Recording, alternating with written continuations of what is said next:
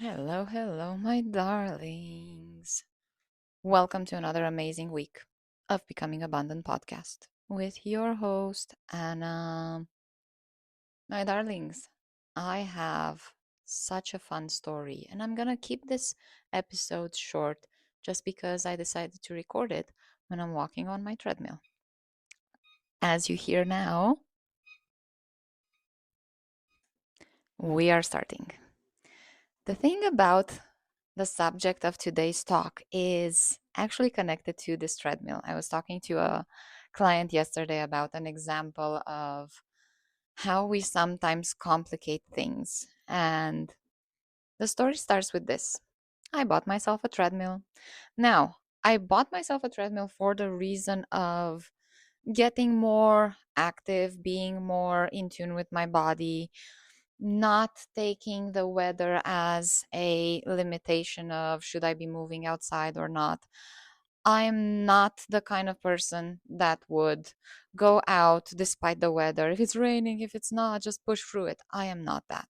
My nervous system is happiest when I'm doing things more peaceful. My nervous system is happiest when I prioritize what feels good and what feels safe versus pushing myself to spaces that don't feel aligned and don't feel great for me just because it's good to train the body to feel more alert. I can tell you for a fact, living with anxiety and depression as my identities for over 20 years, that trained me to be constantly in high alert. So just pushing myself into cold plunges or adventures or hiking up the mountain where it's super steep or going for a run outside in the rain, those are not my things. And my nervous system is happiest when I create a safe space for me to surrender to enjoying the benefits of my body. So I bought myself a treadmill. I bought myself a lovely little treadmill, actually walking pad, because the treadmill has the little bars. This is just a thing on the floor that you walk on. I got myself the walking pad. I bought it off Facebook Market.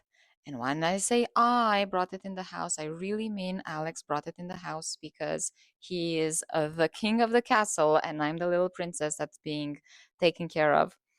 So he brought it in the house. He installed it. And I've never walked on a walking pad or treadmill or anything like that in my life. So I turned it on. I was sitting on it and I lost all balance. I almost fell on my face. We stopped it. I turned it on slowly again. I looked at it. I tried to sit on the side of it and then try to walk, kind of jump on it as I was attempting to walk. And I realized the more I did that, the more I lost my balance.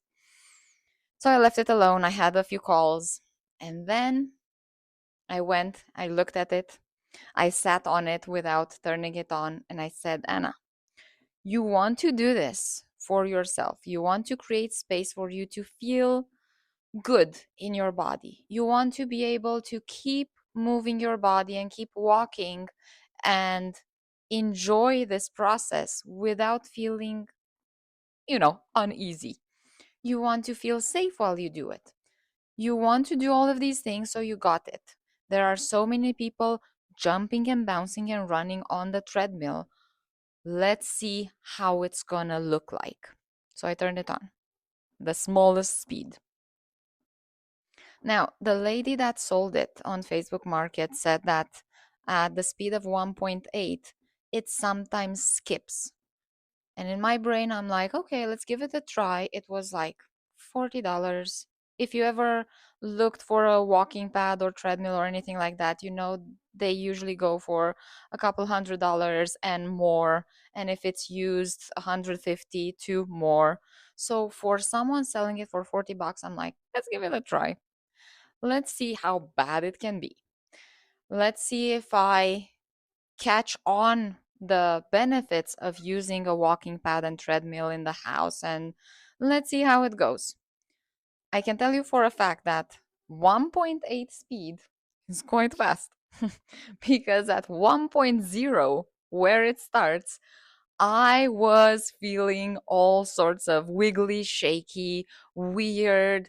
It was a whole experience. So I turned it on and I realized that, oh, it's actually going to be fabulous for me because I'm probably not going to get to the 1.8 speed ever in my life. But let's go with it. So I started taking a few steps. They were wobbly. I remembered, hey, I have core muscles. So actually, if I keep my core muscles engaged, I can have my balance on this thing while I'm actually taking a few steps. And then I realized, how often do we think that we need to already know something in order to start it? How often do we find ourselves putting ourselves in spaces of analyzing and overanalyzing something instead of just taking one step and remembering what our bodies, our minds, and our emotions are capable of? How often do we just sit and look at others thinking, oh, what they're doing is simple? But then when we actually put ourselves in the space of doing it ourselves, it feels complicated at first and we give up. How often do we allow ourselves to think, oh, if I'm not reaching at a certain speed or a certain image or a certain following, I'm not good enough, brave enough, strong enough, capable enough, anything enough? How often do we do that to ourselves where we just choose something because it's comfortable? What about, and I had to stop it because Miss Gypsy has this benefit of and passion of sitting on my treadmill when I try to walk on it. If you guys saw my stories on Instagram, I was sharing it the first day I got it. That she just decides to flop on it while it's rolling, and I will either step on her or trip. So the little brat does this very funny thing where she decides the treadmill is hers. So, as we're continuing this podcast, I stop the treadmill because Gypsy is on it. But that's the thing. Isn't life fabulous how we sometimes forget that there are things in life, there are things in our environment that we accept as truth, such as in my case, oh, I got a treadmill, it's gonna be easy. And then I stepped on it and I almost gave up on even walking on it because it felt uneasy. How often do we do things like this where something feels uneasy, something feels slightly uncomfortable, and we just stop and give up? How many, and I'm gonna talk right now to my entrepreneurs here, my darlings, how often have you found yourself in a space of looking in comparison to others doing it better, doing it faster, doing it different than you, and saying, I could never do that. I don't have a following. I don't have a platform. They already have that. They already have the big platform. They already have the big movement. They already have the big mission. They already have clarity. And I'm here to remind you, do you think they had it all figured out at the beginning? Or were they just slowly stepping on their own treadmill of life and business and were wobbly at first and they engaged more and grounded themselves in the present moment and just took one step at a time?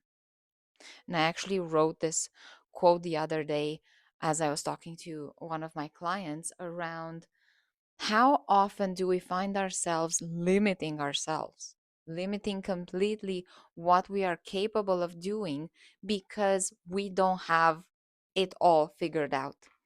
And actually, this question I wrote down, let me get it for us here. And I wrote it down because I asked my client and then I asked myself too, are you ready when you have no platform, when you have no space, when you have a message in you that you want to feed into someone else, but don't have anyone to share it with?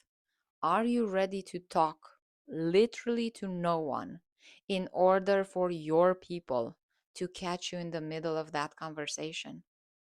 Because if you don't start talking, you can't build the community. If you don't start talking, you don't get to spread the message. If you don't start talking, you cannot build the momentum of what God placed in your heart to do. It's gonna feel like pushing a square boulder and expecting it to roll. You have to push it and then push it some more. And then the edges start refining, start rounding, the corners start chipping off. And as you push it more and more, the boulder starts rolling and it gets easier and easier. But if someone catches you and sees you and expects to be inspired by you while you're pushing the boulder when it's already round, they're going to think, oh, that looks so easy. I can do it. And then they get handed a square boulder and say, this is not freaking fair. Because it's not fair. Because you're not getting the easy way out. You're getting exactly what the other got.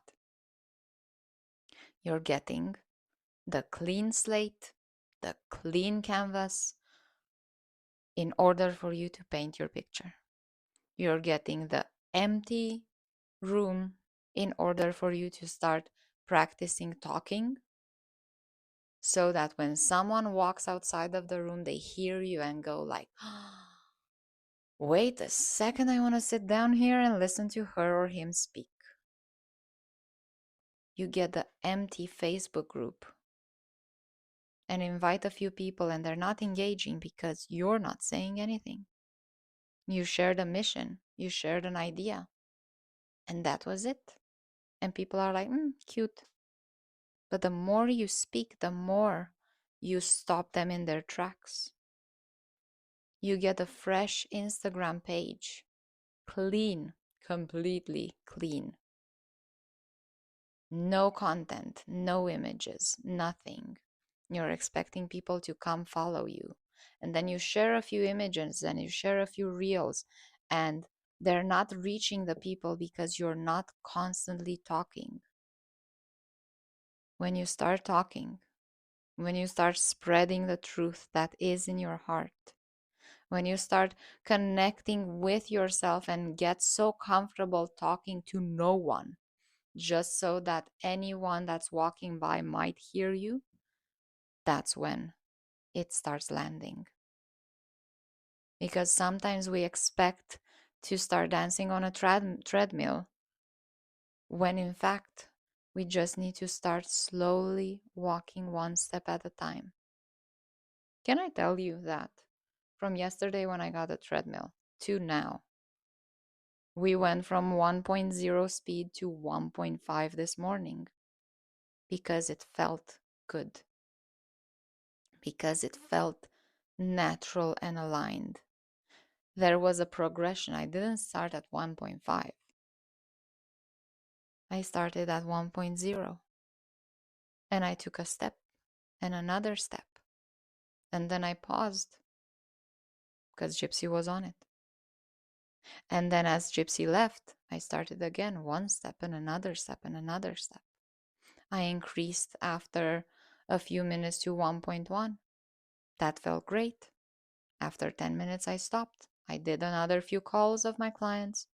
Then I went back. I'm like, okay, let's try again.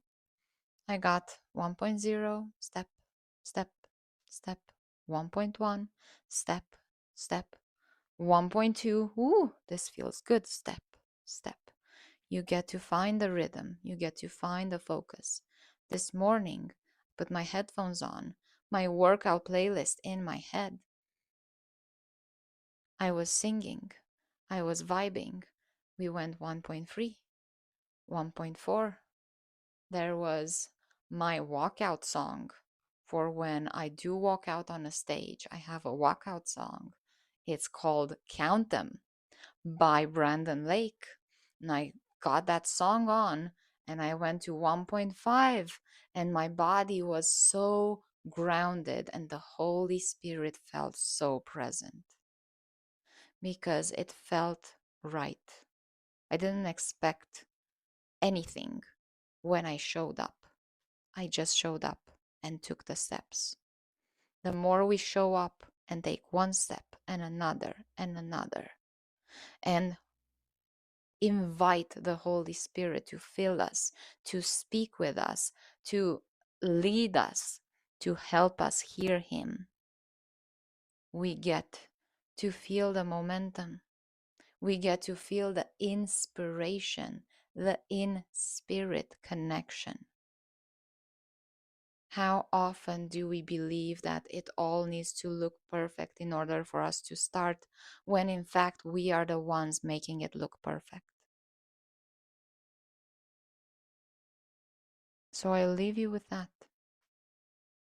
We are the ones making it look perfect the moment we show up, the moment we take one step and another and another. So I will leave you with this contemplation for this week, my loves. What area of your life, where in your life are you thinking that it needs to look perfect for you to take one step, when in fact you need to just take one step for it to look perfect? Thank you so much for tuning in. I super love you. I love our community. I love everything that we get to do here. And there are so many plans and projects working in the back, in the behind the scenes right now. So make sure you subscribe. Make sure you like this episode. Make sure you share it with someone that needs the reminder that it only takes one step for things to start looking perfect. And I will catch you next week, where we will have a fantastic guest tuning in. So make sure you get ready to have everything handed to you on a beautiful online platter. My loves, I love you. Thank you so much. Share this with someone you love. And remember to stay salty and bright. Bye now.